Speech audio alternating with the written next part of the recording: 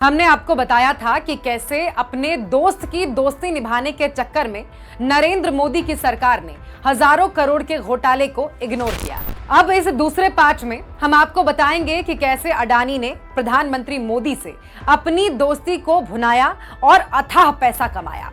ये कहानी 1, 2 या 100 करोड़ की नहीं, बल्कि पूरे 29,000 करोड़ से भी ज्यादा रुपयों की है। इसका खुलासा भी कैग ने ही किया।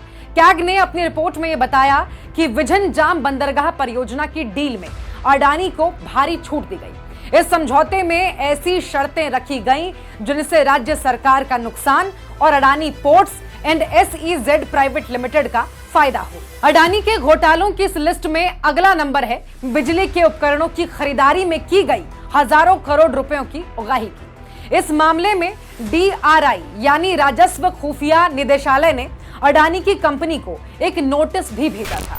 DRI ने अपनी जांच में पाया था कि अडानी कंपनी को पावर इक्विपमेंट जिस मूल्य पर इंपोर्ट करना चाहिए था उससे 6,600 करोड़ से ज्यादा का भुगतान किया था।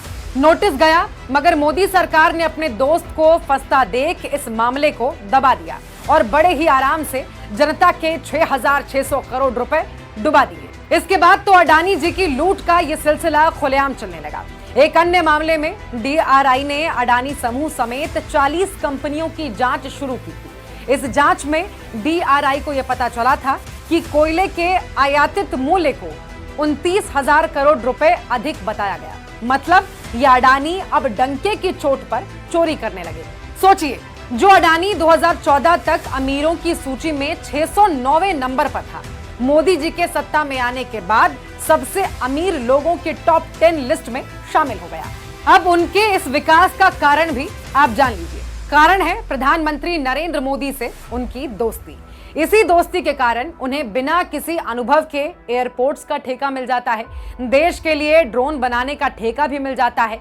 रूस से लेकर इटली, बांग्लादेश से लेकर श्रीलंका और इजराइल से लेकर ऑस्ट्रेलिया तक विदेशों में भी आसानी से ठेके मिल जाते हैं। और मिले भी क्यों ना, खुद PM मोदी विदेश जाकर उनके लिए पैरवी जो करते हैं।